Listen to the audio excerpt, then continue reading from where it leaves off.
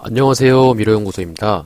이번 영상에서는 6주차 딥러닝 튜토리얼 버전 1과 이제 버전 2에 대해서 다뤄보도록 하겠습니다.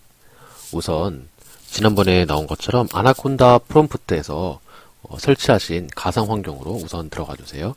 콘다 액티베이트. 이제 지난번에 저는 tf라는 이름으로 가상 환경을 만들었습니다. 이제 tf라는 가상 환경으로 들어왔으면 여기서 이제 다운받으신 주피터 랩을 통해서 주피터 랩을 실행시켜 주세요.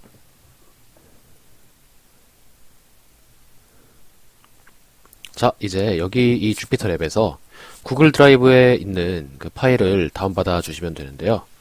이제 딥러닝 튜토리얼이라고 되어 있는 부분을 다운받아 주시면 됩니다. 여기 버전 1이 있고 이제 버전 2가 있는데요. 버전 1부터 일단 살펴보도록 하겠습니다.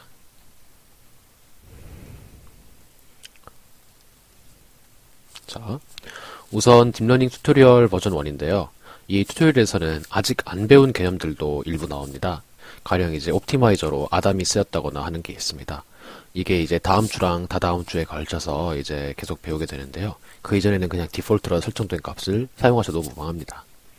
우선 데이터 업로드입니다. 우리가 여기에서 mlist라는 데이터셋을 사용할 건데요.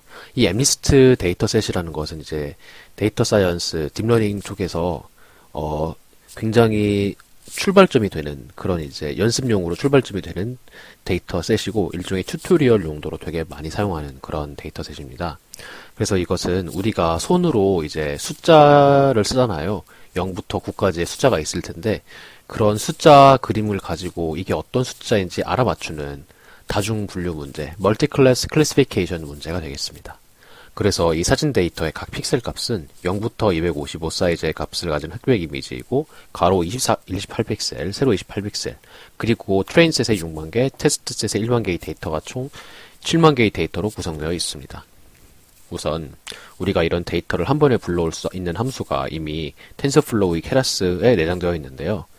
텐서플로우의 케라스의 데이터셋에서 mlist를 우선 임포트해 주시고 그 다음에 xtrain과 ytrain, xtest와 ytest 같은 식으로 트레인셋과 테스트셋을 분리해서 데이터를 가져올 수 있습니다.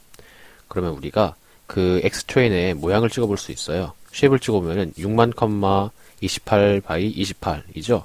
데이터의 개수가 트레인셋에 총 6만 개 있고 가로가 28픽셀, 세로가 28픽셀 있는 흑백 사진입니다. 데이터를 한번 확인해 보겠습니다. 지난번과 마찬가지로 matplotlib 라이브러리의 pyplot을 사용합니다. 이제 우리가 이 인덱스를 바꿈으로써 어떤 게 있는지 확인할 수 있는데요. 인덱스를 10으로 놓으면 우리가 여기에서 3처럼 보이는 어떤 사진이 있습니다. 그리고 이 3이라는 X 사진에 레이블이 Y로, 3으로 붙어 있는 것을 볼 수가 있어요. 인덱스를 한번 바꿔보겠습니다. 300번째 사진은 8이네요. 이렇게 8처럼 생긴 게 레이블이 8이라고 잘 붙어 있는 걸 볼 수 있습니다. 이제 데이터 그 바운드를 넘어가는 숫자를 넣으면 에러가 납니다. 여기에 6만 개까지밖에 없기 때문에 가령 이제 뭐 6만 5천이라는 숫자를 넣으면 에러가 나겠죠.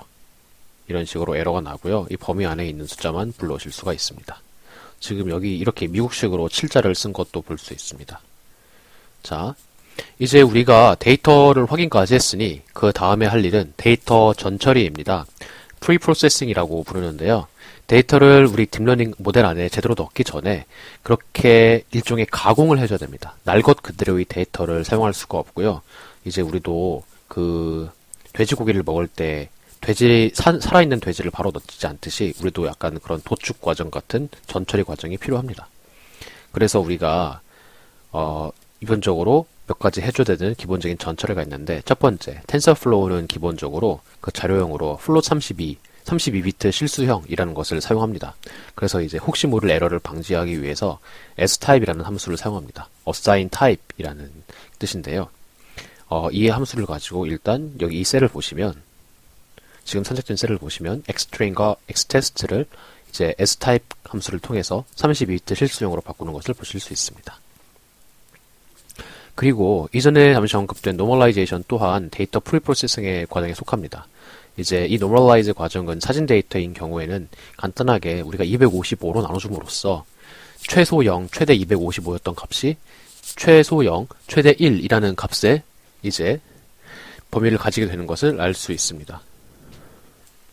이제 우리가 이렇게 노멀라이즈를 한 다음에는 우리가 이런 3개의 디멘션을 가지는 그런 사진을 한 줄짜리 벡터로 플래튼 할 수가 있었는데요. 그러니까 28 x 28짜리 그런 데이터를 우리가 한 줄로 플래튼을 하면은 총 784개, 그러니까 28 곱하기 28이 784니까 784개의 그 원소를 갖는 한 줄짜리 열 벡터가 됩니다. 한번 플래튼 해보겠습니다. 플래튼 하기 전에 이렇게 생겼는데, 플래튼을 하고 나서는 이렇게 reshape 함수를 써서 플래튼을 했죠. 플래튼을 하면 이런 식으로 생겼습니다. 그래서 이제 이 각각에 대해서 또 Y-트레인이 어떻게 생겼는지를 볼 수 있는데요. 우리가 이제 수업 시간에 원핫 인코딩이라는 것에 대해서 다뤘습니다. 즉, 한 번 더 복습하자면, 여기에 숫자가 5라고 되어 있는데, 이게 5라는 레이블을 숫자 하나가 아니라, 이제 클래스가 우리가 10개가 있잖아요. 0부터 숫자가 9까지 있으니까, 그 한 줄짜리 벡터에다가 그 해당하는 레이블에만 1로 표시를 하고 나머지는 0으로 표시하는 것을 원핫 인코딩이라고 하는데, 이것은 이제 버전 2에서 좀 더 자세하게 보도록 하겠습니다. 우선 여기서는 원핫 인코딩을 사용하지 않고 지나가도록 하겠습니다. 자, 이제 여기까지가 데이터 전처리 부분이었고요. 데이터 전처리를 한 다음에 우리는 그 딥러닝 모델을 만들어야 합니다. 우리 딥러닝 모델 만드는 건 지난번과 마찬가지로 텐서플로우의 케라스의 모델즈에서 시퀀셜이라는 걸 가져올 거예요. 이 시퀀셜은 차곡차곡 그 순차적으로 모델 레이어를 쌓는 그런 모델이라고 말씀드렸죠. 그래서 첫 번째 레이어에는 우리가 인풋 디멘션, 피처의 개수를 명시해줘야 되고요. 마지막 레이어는 우리가 어떤 작업을 하느냐에 따라서 regression인지 아니면 바이너리 클래시피케이션인지 아니면 멀티 클래스 클래시피케이션인지에 따라서 다른 아웃풋 액티베이션 펑션을 정해줘야 합니다. 우리가 일단 그런 일을 하기 전에 먼저 그러한 시퀀셜 모델이나 아니면 액티베이션 함수 그리고 댄스 레이어 같은 것을 이 텐서플로우 케라스에서 불러오도록 하겠습니다. 이렇게 임포트를 해왔고요. 그 다음에는 이제 모델로 시퀀셜을 지정해주고 여기 add 함수를 사용해서 레이어들을 각자 이제 만들어줍니다. 첫 번째 레이어에는 이제 댄스 레이어가 사용되었고요. 이 댄스 레이어의 유닛 개수는 64개. 그리고 인풋 디멘션은 28 곱하기 28. 이 댄스 레이어 같은 경우는 한 줄짜리 벡터만을 이제 인풋으로 받을 수 있거든요. 그리고 액티베이션 펑션으로는 렐로 함수를 사용했습니다. 그리고 모델 add를 이런 식으로 두 개 더 해줬는데, 마지막에 이제 유닛이 10개인 이유는 우리가 이제 분류하고자 하는 클래스의 개수가 10개이기 때문입니다. 그래서 우리가 그렇게 10개로 분류하고 싶을 때 쓰는 함수가 softmax 함수였죠. 여기서 우리가 softmax 함수를 사용했습니다. 이제 여기서까지 한 다음에 모델 서머리를 해보겠습니다. 여기서 이제 지난번에도 잠깐 나온 얘기인데요. 댄스 레이어의 이름을 설정해주고 싶으면, 우리가 레이어 이름을 설정해주고 싶으면 name을 이렇게 둘 수가 있습니다. 여기에 name도 문자열로 두는데, 저는 이제 제가 박씨라서 박이라고 해보겠습니다. 그러면 이제 우리가 레이어의 이름이 여기서 댄스 1, 댄스 2 이런 식으로 나와 있는데, 다시 모델을 이렇게 만들어 보면 두 번째 레이어의 이름이 박이라고 되어 있는 것을 보실 수가 있습니다. 네, 다시 지워볼게요. 이런 식으로 이름을 쓰시면 이 모델에서 나중에 get layer 이라는 함수를 통해서 레이어를 특정 레이어만 꺼내올 수도 있습니다. 아무튼 이렇게 넘어가 보면 이 모델의 서머리를 볼 수가 있고요. 여기에서 레이어의 이름도 있고 레이어의 타입이 있고, 지금 우리는 댄스 레이어밖에 배우지 않았지만 나중에 CN에서 컨볼루션 레이어라는 것도 나오고 다른 종류의 레이어가 나오게 됩니다. 그리고 여기 아웃풋 쉐입이라는 거에서 이 두 번째에 있는 것은 그 댄스 레이어의 노드의 개수였는데, 첫 번째 넌이라고 되어 있는 것은 무슨 뜻이냐, 어떤 숫자든 들어올 수 있다라는 뜻의 넌인데요. 여기서는 그 데이터의 개수가 들어온다라는 이제 말이 나왔습니다. 이제 나중에 미니 배치라는 개념이 나올 때 이것이 배치 사이즈다라고 얘기할 수도 있는데, 그것은 이제 나중에 얘기이고, 일단 한번 훈련을 시킬 때 들어오는 데이터의 개수다라고 생각해 주시면 좋을 것 같습니다. 그 다음에 여기서 파라미터의 숫자가 나오는데요. 이 첫 번째 레이어의 파라미터 숫자는 우리가 인풋 디멘션으로 28 곱하기 28, 즉 784개의 피처를 가지고 이 784개의 피처가 64개의 노드에 각각에 대해서 들어가기 때문에 784 곱하기 64를 해줘서 우리가 W를 그만큼 큰 숫자를 가지게 됩니다. 또한 각각의 노드마다 또 B가 들어가 있기 때문에 784 곱하기 64에다가 64를 더 더해주면은 이런 5240이라는 값이 나오게 됩니다. 세 번째 레이어를 보겠습니다. 좀 더 쉽게. 이 세 번째 레이어에는 이제 노드 개수가 10개가 있죠. 이 10개가 있는데, 이 10개의 노드는 그 이전 레이어의 17개의 노드에서 전부 다 각각을 인풋으로 받죠. 그래서 17 곱하기 10을 한 다음에 이 10개의 노드가 각각 또 W뿐만 아니라 B 값을 가지고 있기 때문에 10을 더해줘야 됩니다. 그래서 170 더하기 10을 해서 180이라는 파라미터 개수, 즉 W와 B를 합친 것의 개수를 가지고 있음을 우리가 알 수 있습니다. 자, 우리가 모델을 만드는 것까지 했습니다. 그런데 여기까지는 아직 완전하지가 않습니다. 우리가 모델을 대충 세워놓긴 했는데 이 모델이 어떻게 학습할 것인지를 정해주는 과정이 또 필요해요. 우리가 그래서 그레디언트 디센트를 쓸 것이냐 아니면 우리가 다른 옵티마이저 그레디언트 디센트의 업그레이드 버전이 있습니다. Stochastic Gradient Descent, 우리말로 이제 확률적 경사광법이라고 부르는 SGD가 있고요. 또 이제 Adaptive Movement라고 부르는 아담이라는 방법이 있습니다. 일단은 여기선 아담이라고 통일해서 잠깐 사용하도록 하겠습니다. 또 이제 우리가 로스 펑션도 설정해야 되는데요. 로스 펑션이라는 것은 우리가 최소화하고 싶은 그런 코스트 펑션이죠. 여기서는 코스트 펑션 대신에 로스라는 이름으로 통일을 해서 사용하는데요. 우리가 어떤 일을 할 것이냐에 따라 다르지만 우리가 어떤 특정 값을 예측하는 리그레션의 경우에는 mean square error, 평균 제곱 오차, MSE를 사용하고요.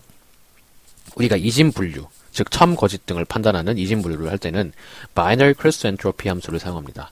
그리고 이번 시간에 우리가 할 멀티클래스 클래시피케이션에서는 우리가 이제 categorical cross entropy라는 걸 사용하는데요. 우리가 원하진 코딩을 안 한 경우에는 sparse categorical cross entropy 함수를 사용하고요. 원하진 코딩을 한 경우에는 categorical cross entropy 함수를 사용해 줍니다. 우리는 이 버전 1에서는 아직 원하진 코딩을 하지 않았기 때문에 sparse categorical cross entropy 함수를 사용해 줄 거예요.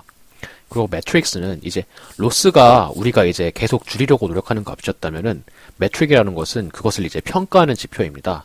그래서 우리가 로스를 최소화하려고 하지만 정작 이제 평가할 때는 이게 얼마나 정확하냐를 두고 평가하잖아요. 그래서 우리가 이런 클래시피케이션 문제를 풀 때는 accuracy라는 평가 지표를 사용하게 됩니다. 물론 이제 accuracy 말고 다른 매트릭도 있어요.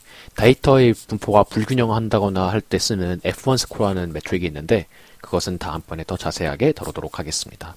그리고 이 매트릭에는 S가 붙었죠. 이렇게 그 파라미터에 S가 들어가는 경우에는 이런 식으로 파이썬 리스트로 자료를 받게 됩니다. 여기서 이제 Shift 탭을 통해서 정보를 볼 수 있죠. Shift 탭을 누르면 어떤 식으로 우리가 그 파라미터를 넣어줘야 하는지, 아규먼트를 넣어줘야 하는지를 볼 수 있습니다. 그래서 우리가 기본적으로 옵티마이저는 RMS 프롭으로 설정되어 있구나라는 디폴트 값을 알 수 있고요. 또 이제 다른 것들로 무엇을 넣을 수 있는지를 우리가 볼 수 있습니다. 그래서 이제 컴파일 함수에서 우리가 옵티마이저도 설정할 수 있고, 로스 펑션도 설정할 수 있고, 매트릭도 설정할 수 있고, 그 밖에 다른 것들도 이제 설정을 해줄 수가 있습니다. 근데 가장 중요한 건 이 세 가지이고, 여기서는 이제 이 세 가지만 알고 계시면 됩니다. 컴파일을 해보고 지나갈게요. 우리가 모델을 어떻게 학습시킬지까지 정했으면 이제 실질적으로 학습을 시킬 수가 있습니다. 이제 fit이라는 함수를 통해서 우리가 실제로 학습을 시킬 수 있는데요. 이 fit이라는 함수 안에는 x가 들어가고 또 이제 y도 들어가고요. 그 다음에 우리가 얼마나 훈련을 시킬지라는 epochs라는 게 들어갑니다. epoch이라는 게 무엇이냐면은 우리가 m개의 데이터를 가지고 있다고 할 때 그 m개 전체를 몇 바퀴 돌아서 훈련을 했느냐를 가지고 epoch이라고 합니다. 그래서 우리가 3epochs만큼 훈련을 했다라고 하면은 이제 만 개의 데이터에 대해서 3epochs만큼 훈련을 했다라고 하면은 우리가 만 개의 데이터를 총 3바퀴 돌았다는 이야기가 됩니다. verbos라는 것은 우리가 훈련을 할 때 이제 트레인할 때 표시되어 있는 그런 바인데요. 이건 훈련할 때 다시 또 보겠습니다. 우리가 validation split 이라는 걸 설정할 수가 있는데 여기서는 이제 우리가 트레인 셋으로 넣은 데이터를 자체적으로 이 fit이라는 함수 안에서 validation 셋을 만들어서 그 셋에 대해서는 이제 훈련을 별도로 진행하지 않고 오직 validation 목적으로만 사용하게 하는 기능을 간편하게 할 수 있습니다. 그래서 우리가 이 비율을 0과 1 사이의 어떤 실수값 0.1, 0.2 이런 식으로 할당을 해줄 수가 있고요. 그게 아니라 우리가 트레인 셋과는 별도로 다른 이미 밸리데이션 셋을 이미 만들었다라고 하면은 그런 이미 만든 데이터를 가지고 밸리데이션 데이터라는 것으로 우리가 넣어줄 수도 있습니다. 그래서 밸리데이션 스플릿이나 밸리데이션 데이터 둘 중에 하나를 써주셔야 합니다. 자, 그리고 이제 히스토리라는 것을 가지고 우리가 또 그 우리의 모델 훈련의 경과를 저장해 둘 수가 있는데요. 이제 이 fit이라는 함수를 다시 또 Shift 탭에서 잠깐 보겠습니다. 그러면 x, y 들어가고 배치 사이즈 들어가고 여러 가지 이제 들어가는 것을 볼 수가 있습니다. 기본적으로 이제 밸리데이션 스플릿이 0으로 설정되어 있고요. 이제 아무런 값을 넣어주지 않으면 밸리데이션을 하지 않는다는 걸 알 수 있습니다. 셔플 값도 이제 기본적으로 true로 설정되어 있어서 기본적으로는 섞어주게 됩니다. 데이터들을 다 섞어주게 되고요. 자, 우리가 이걸 한번 훈련시켜 보겠습니다. 지금 여기에 verbose 모드가 있기 때문에 이런 식으로 훈련의 진행 상황을 약간 시각적으로 보여주게 됩니다.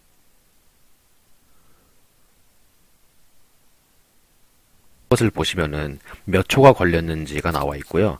몇 번째 폭인지 몇 개의 데이터에 대해서 진행했는지가 나와 있고요. 이제 그리고 또 우리가 로스가 얼마인지, accuracy가 얼마인지를 볼 수 있었고, 이것은 이제 트레인 셋에 대한 로스와 accuracy입니다. 그리고 우리가 validation 셋에 대한 val loss랑 validation accuracy를 볼 수도 있었죠. 우리가 이제 validation split을 통해서 총 6만 개의 데이터 중에서 6분의 1은 validation 데이터셋으로 사용하고 이제 6분의 5는 train 데이터셋으로 사용했다. 이렇게 넣어줘서요. 그 만 개의 validation 셋에 대해서 우리가 이런 식으로 볼 수도 있고 또 이제 우리가 accuracy와 loss를 train 셋에 대해서 볼 수도 있습니다. 보시면 점점 이제 accuracy가 올라가고 loss가 떨어지는 것을 보실 수가 있습니다. 그 다음에 우리가 히스토리를 한번 그림을 그릴 수가 있는데요. 이 히스토리를 이렇게 저장을 했잖아요. fit 함수가 이제 히스토리를 리턴하는데 이 히스토리 안에서 우리가 보고 싶은 값들을 이렇게 찍어서 볼 수도 있습니다. 그러면 로스가 우리가 이렇게 줄어든 것을 볼 수도 있고요. 로스뿐만이 아니라 accuracy도 볼 수 있겠죠. accuracy도 이런 식으로 볼 수 있습니다. 그리고 우리가 validation accuracy도 볼 수 있겠죠. validation accuracy를 적어보면 이런 식으로 또 점점 올라가는 것을 보실 수 있습니다. 그리고 이거를 파이썬 내장 함수로 이제 딕셔너리 안에 있는 값들이 어떤 게 있는가를 또 살펴볼 수가 있습니다. 그러면은 우리가 여기서 파라미터로 어떤 것들이 들어가느냐를 또 이제 볼 수가 있고요. 이제 배치 사이즈라든지 에폭스나 스텝 이런 거는 이제 그 우리가 하이퍼 파라미터에 해당하겠죠. 이 배치 사이즈라는 것은 이제 나중에 나오는 미니 배치 사이즈에 해당합니다. 우리가 밸리데이션 데이터를 특별히 넣어주지 않고 이 안에서 트레인 셋에다가 스플릿 해줬기 때문에 이 밸리데이션 데이터에는 넌이 들어갑니다. 그리고 이제 매트릭도 나와 있고 에폭도 나와 있고 히스토리의 로스, accuracy, 밸리데이션 로스, 밸리데이션 accuracy 이런 것들을 볼 수 있는데 이런 것들을 이렇게 그냥 숫자로 보기보다는 그림으로 그려서 볼 수 있으면 훨씬 더 편리하겠죠. 다른 사람한테 설명할 때도 좋고요. 그래서 우리가 이것을 그림으로 그려봅니다.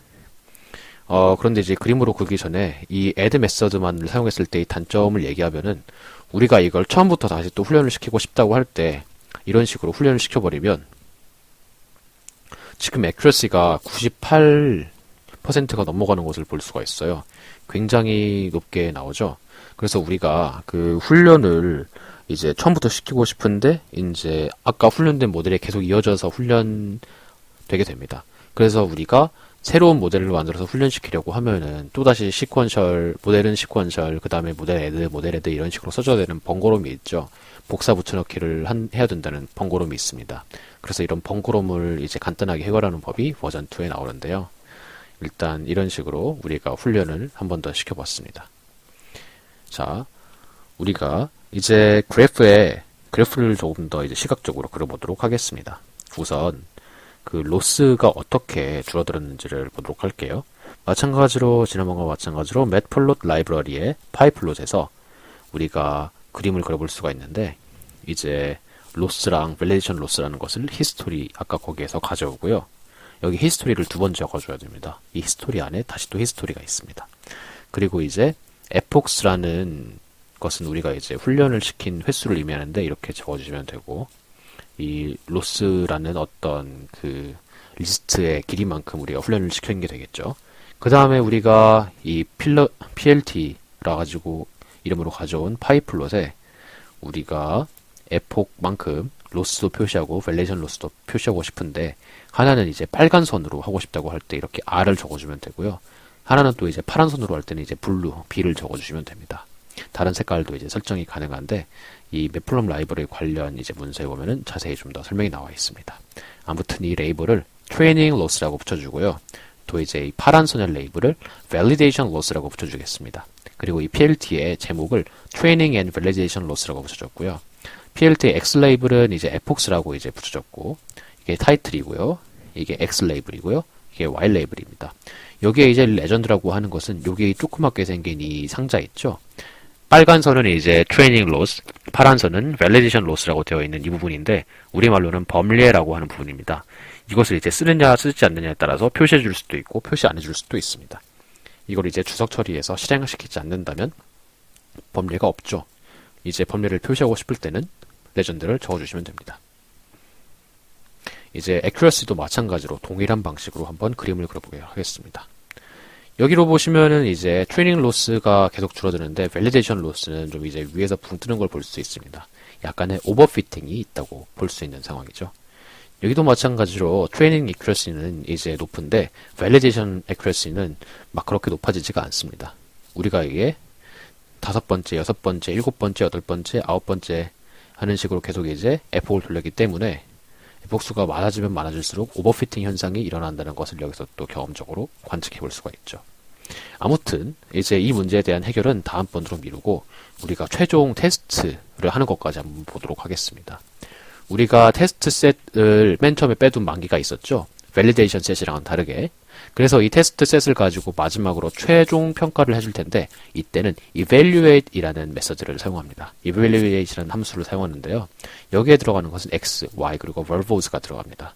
이제 이 verbos를 영어로 하느냐 아니냐에 따라서 볼 수 있는데 우리가 이것을 이제 실행시키면은 그 로스랑 매트릭이라는 것에 대해서 어떤 값들을 이제 가져오게 되고요. 이 로스 매트릭스에 이제 0번째에는 테스트 로스가 들어가고 1번째에는 테스트 애큐러시가 들어갑니다. 한번 보도록 하겠습니다. 우리가 테스트 값에서 로스는 0.09 정도 되고 테스트에서의 애큐러시는 97% 정도 되더라 라는 걸 알 수 있습니다. 그리고 여기에 verbos를 0이 아니라 1이라고 하면은 그 진행 상황을 볼 수가 있는데 이런 식으로 막 굉장히 번거롭게 보기 번거롭게 이런 식으로 그려지니까 이거는 그냥 0으로 두는 게 좋습니다. 아니면 2로 두면은 이런 식으로 우리가 간단하게 로스가 얼마고 애큐러시가 얼마다 하는 것도 살펴볼 수가 있습니다. 네, 버전 1에 대한 영상은 여기까지이고요. 이제 버전 2에 대한 영상에서 마저 설명드리도록 하겠습니다. 감사합니다.